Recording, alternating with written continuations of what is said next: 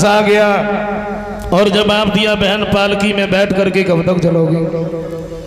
अरे रथ में बैठो, हम तुम्हें थोड़ी दूर तक छोड़ दे। रथ में बिठा लिया।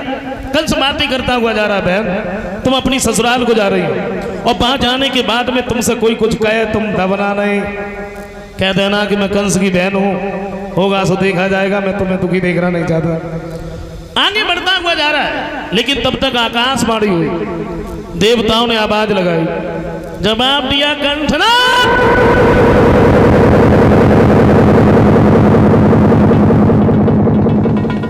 कंस कहना कौन है? दिखता गाय नहीं, देवता बोले।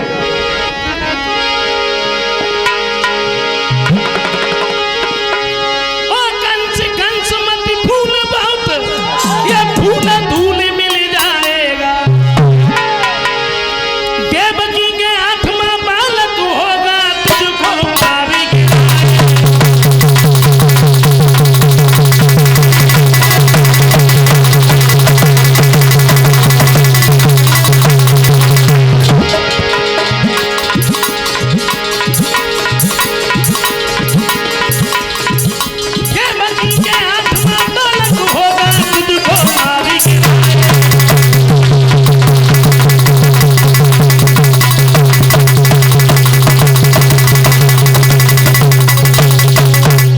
इसी बहन देवकी के गर्भ से जो आठवां बालक होगा वो तेरा काल है।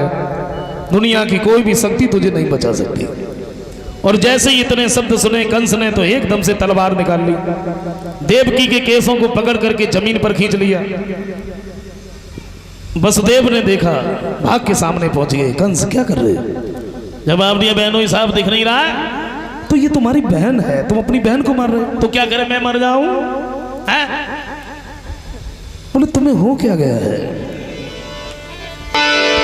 ओ कंठी इसको न मार, तेरी बहन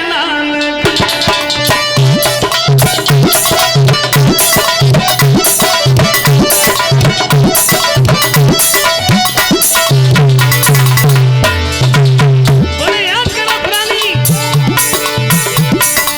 बकासुर की बहन पूतना तुमको मारने आई।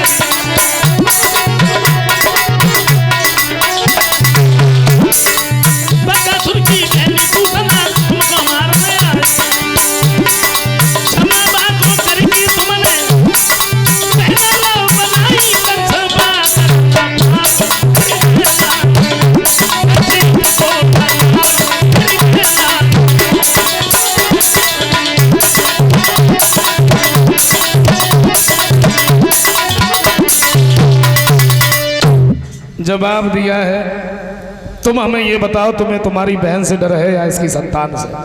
बोले हमें बहन से कोई डर नहीं है, डर तो इसके बच्चों से है। तो मैं यमुना मैया की सौगंध खा के कह रहा हूं, तुम्हारे बहन देवकी के गर्भ से जो भी बालक होगा मैं तुम्हारे पास में लाता रहूंगा, तुम मारते रहना या छोड़ते रहना। कंस ने वसुदेव देवकी को छोड़ दिया, जान से नहीं मारा, लेकिन अपने शिकंजे में कस लिया। धीरे धीरे जब समय बीता है तो देवकी के गर्भ से पहले बच्चे ने जन्म लिया और उस बच्चे को देख करके देवकी बड़ी खुश है, लेकिन वो खुशी रुकी नहीं। वसुदेव सामने पहुंच गए और एक बात कही, मैंने कंस से वादा किया है, तुम इस बच्चे को हमें दे दो। जरा से बच्चे को लेकर के ये कंस के पास में पहुंचे हैं। कंस ने देखा तो पूछ लिया, बहनोई साहब क्या लेके आए? बोले तुम्हारी बहन का पहला लड़का है। पहला है ना? हाँ, ले जाइए, हम नहीं मारेंगे, अगर हमने इसे मार दिया तो हमारी बहन को बहुत बड़ा कष्ट होगा, ले जाओ। बच्चे को जीवित लेके आए। देवकी ने जब अपने बच्चे को जीवित देखा, दुआएं देने लगी, भैया तुम्हारी हजारों वर्षों की उम्र हो, तुमने मेरे बच्चे को छोड़ दिया। देख लिया ऋषि नारद ने, एक बात सोची, ये तो इतना बड़ा दुराचारी, फिर दया कैसे आई? अगर इसी तरीके से बच्चों को छोड़ता रहा तो भगवान को आने में बड़ा समय लगेगा। नारद ने बीड़ा उठाया, सामने पहुंच गए और एक बात कही है,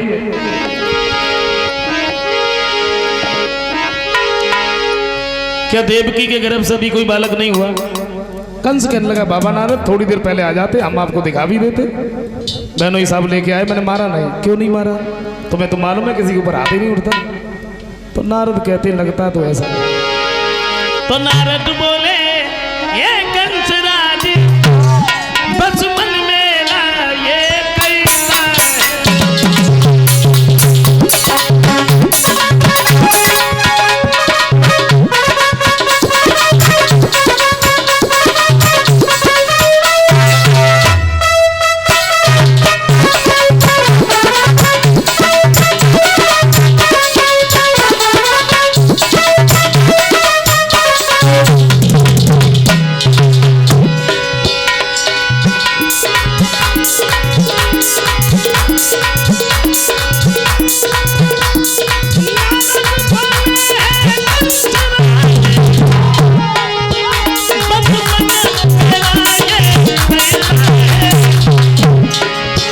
सच है जब पूरा चूकता है तब तीर ठोकर खाता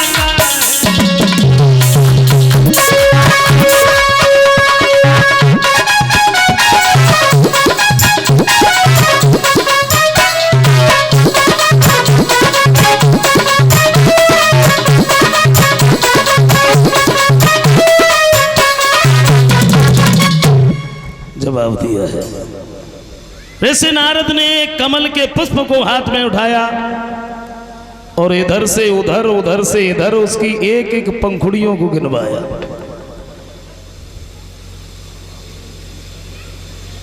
कंस के दिमाग में बात फिट बिठा दी कि देवकी का हर बालक 8वां हो सकता है। तो कंस कहने लगा इसका मतलब यह है देवकी का एक भी बालक जीवित नहीं बचना चाहिए। बोले हमने कब कहा तुम मार दो, मैंने तो नहीं कहा। भागा देवकी के नजदीक पहुंच गया और जवाब दिया बहन इस बच्चे को हमें दे दो। देवकी बोली भैया ये वही लड़का है जो तुम्हारे पास से आया था, तुमने मारा नहीं था। मारा नहीं था, ये मेरी भूल थी।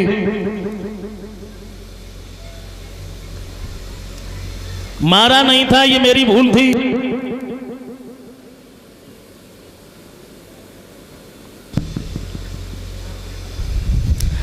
लेकिन अब हम इसे नहीं छोड़ेंगे।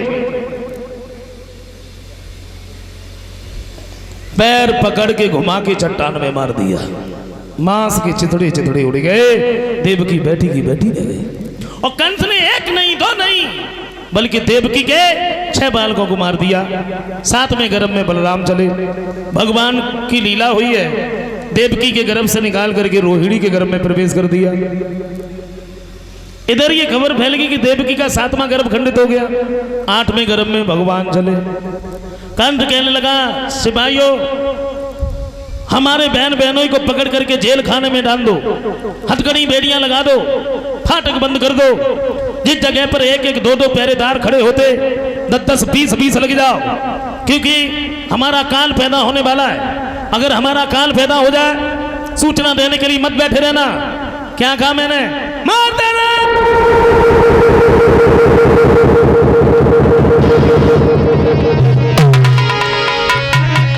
क्या दशा थी? तो 8वें गर्भ की बारी है और कंस के यहाँ तैयारी है।